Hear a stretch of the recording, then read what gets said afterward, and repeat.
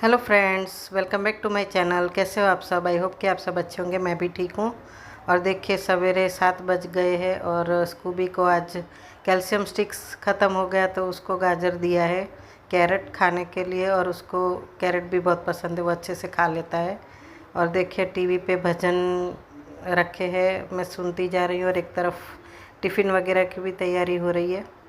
तो फ्रेंड्स देखिए बाहर का मौसम अभी सवेरे सवेरे अच्छा रहता है, फिर 10:30 बजे के बाद धूप जो निकलता है तो सारा दिन शाम के 6:30 बजे तक अच्छी खासी गर्मी लगती है। तो यही है मौसम का अपडेट। और फ्रेंड्स देखिए होली भी आ रही है, तो आप लोग होली में क्या क्या करने वाले हो मुझे कमेंट सेक्शन में ज़रूर बताना।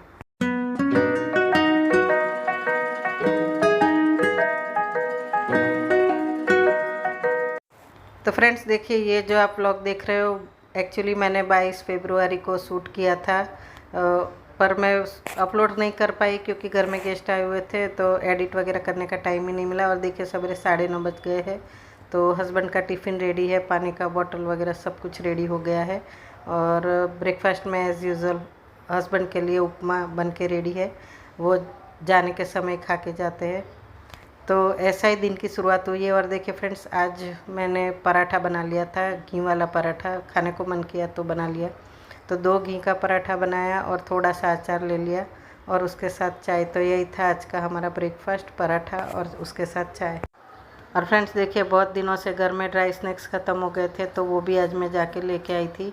तो 2 तरह का खाखरा लाई थी, फिर गांठिया था और खारी सिंग हम लोग गुजराती में बोलते हैं, वो भी लेके आई थी। और जब बाहर गई थी तो थोड़ा बहुत जो किराना कम था वो भी लेके आई थी, क्योंकि पहले मैं क्या करती थी एक साथ 1 महीने का पूरा किराना भर लेती थी, राशन भर लेती थी।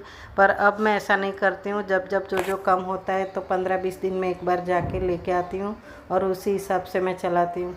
और साथ में देखिए फ्रेंड्स थोड़ी बहुत सब्ज़ी भी लेके आई, क्योंकि सब्जियां मैं ज़्यादा लेने वाली थी पर इतना सारा सामान था और फिर चल के गई थी और चल के आई थी, तो जितना मैं सामान उठा पाई उतना ही मैं लेके आई थोड़ा बहुत। और देखिए सब्जियां जितनी ज़रूरी थी उतनी ही लाई, बाकी किराना भी जितना ज़रूरी था उतना ही लेके आ गई थी। और फ्रेंड्स देखिए जैसे कि मैंने आपको बताया मैं बाहर गई थी, आते आते टाइम हो गया था, तो लंच में आज बनाया था दाल चावल और सलाद, मतलब कि सिर्फ दाल चावल ही बना लिया। और ऐसे देखा जाए तो गर्मियों में ऐसा खाना ही अच्छा रहता है और साथ में दही या छाछ रहने से बहुत ही ज़्यादा अच्छा रहता है। पर आज मैंने नहीं बनाया था, ऐसे ही जो था वही खा लिया था। तो यही था आज का हमारा लंच। और फ्रेंड्स एक तरफ जो है साफ़ सफाई का काम भी चल रहा है, बेडरूम्स का साफ़ सफाई हो गया था पर ड्राइंग रूम का बाकी था।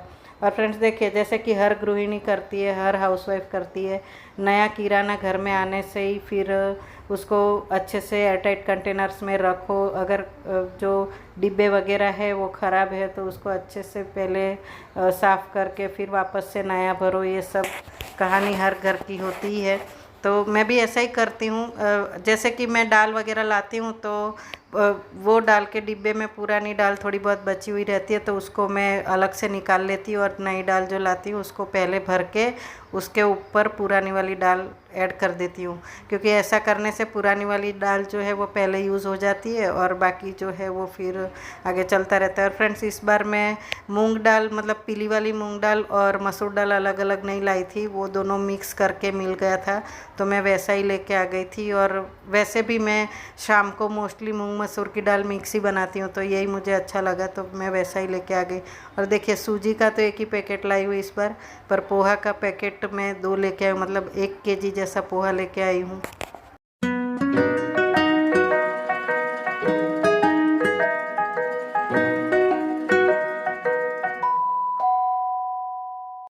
और फ्रेंड्स देखिए ये जो छोटे बड़े डिब्बे जो है वो मैं बहुत टाइम पहले, लगभग 4 साल पहले डीमार्ट में से लाई थी, पर अभी तक वो डिब्बे अच्छे रहे। और मैं ये सब चीज़ें जो है वो अपने आप से ही साफ़ सफाई रखती हूँ।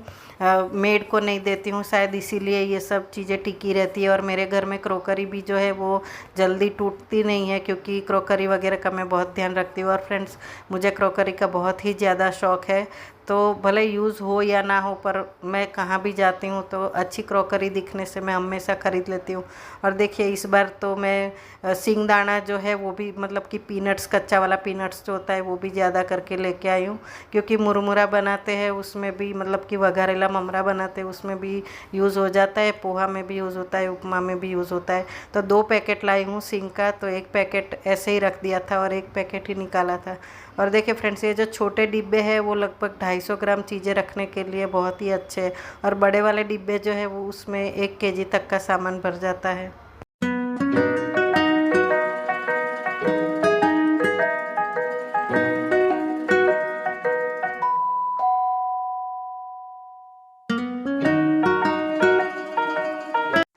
तो फ्रेंड्स देखिए, यहाँ पे सारे डिब्बे जो है वो मैं साफ़ करते जा रही हूँ और उसमें 1 बाय 1 सारी चीज़ें को भरते जा रही हूँ। तो ऐसा ही करना पड़ता है। और कभी मैं ऐसा भी करती हूँ कि महीने में एक बार सारे डिब्बे खाली करके फिर अच्छे से धो के उसको सुखा के वापस से सारा जो भी सामान होता है वो उसमें भर देती हूँ। और देखिए, ये जो पीली वाली मूंग दाल है वो थोड़ी सी बची है, और मसूर दाल जो है वो भी थोड़ी सी बची है, तो मैंने दोनों मिक्स कर ली थी। और फिर जो मैं मूंग मसूर की दाल मिक्स लाई हूँ उसमें सारा एक साथ कर लिया था, तो उससे क्या है कि डेली यूज़ करने में भी अच्छा ही हो जाता है।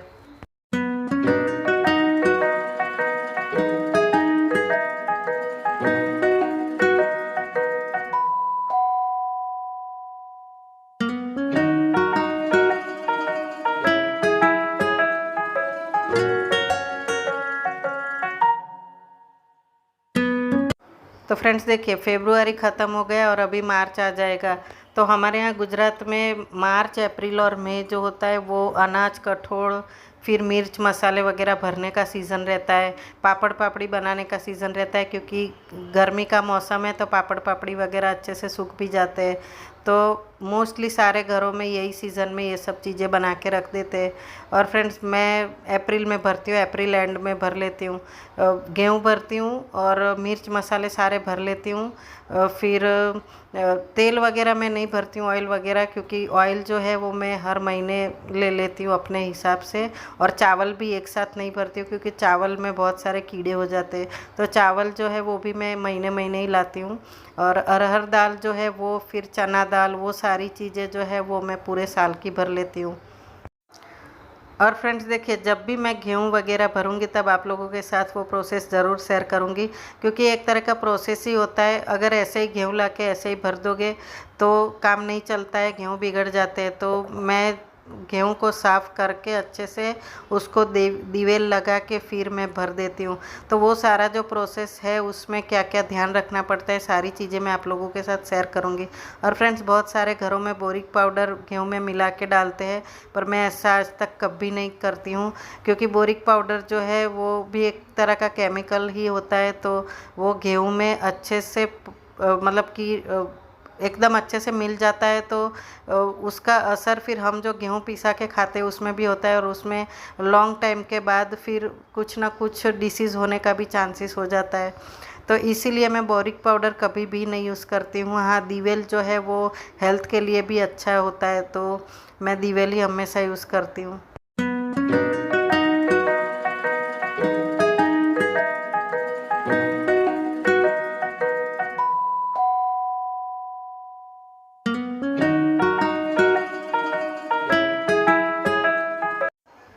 तो फ्रेंड्स देखिए, यहाँ पे मोस्टली सारी चीज़ें मैंने भर ली है, और अभी बाकी की जो चीज़ें अभी के लिए नहीं भरनी है उसके लिए मैंने एक अलग डिब्बा रखा हुआ है। तो जो पैकेट में ही डायरेक्ट रख देना है वो सारा सामान वो मैं डिब्बे में रख देती हूँ, और फिर जब ज़रूरत पड़ता है तब उसमें से खोल के ले लेती हूँ। तो ऐसा ही होता है फ्रेंड्स। और आप लोग ये सब चीज़ें कैसे रखते हो, कैसे मैनेज करते हो किचन का सारा सामान, मुझे कमेंट सेक्शन में बता सकते हो आप, मुझे भी अच्छा लगेगा, कुछ नया जानने मिलेगा। और देखिए फ्रेंड्स, यहाँ पे हमेशा मैं डाइनिंग टेबल पे ड्राई फ्रूट का डिब्बा रखती हूँ, तो कभी भी खाने को मन करता है तो यहीं से खा सकते हैं घर में से। और मैं मुखवास वगैरह भी डाइनिंग टेबल पे ही रखना पसंद करती हूँ, क्योंकि हैंडी हो जाता है, कोई भी घर का कोई भी सदस्य तुरंत वहाँ से खा सकता है। तो देखिए काजू और बादाम जो है वो मैं बहुत ज़्यादा करके नहीं लाती हूँ, 100 ग्राम ज़्यादा से ज़्यादा 250 ग्राम उतना ही लाती हूँ। और ये जो ड्राई फ्रूट का डिब्बा है वो मेरे हस्बैंड को दिवाली में गिफ्ट में आया था, ड्राई फ्रूट का डिब्बा, तो इसलिए अब मैं यही डिब्बे में सारा ड्राई फ्रूट भर के रख देती हूँ। तो देखिए अभी के लिए तो पिस्ता बादाम और काजू ही है, द्राक्ष जो है वो ख़त्म हो गई है, और छिलके वाले पिस्ता जो है वो ज़्यादा है, बिना छिलके के पिस्ता जो है वो एकदम कम है। पर जब जैसे ज़रूरत पड़ता है वैसे ही मैं लाती हूँ। ड्राई फ्रूट वगैरह जो है वो मैं ज़्यादा भर भर के नहीं रखती हूँ।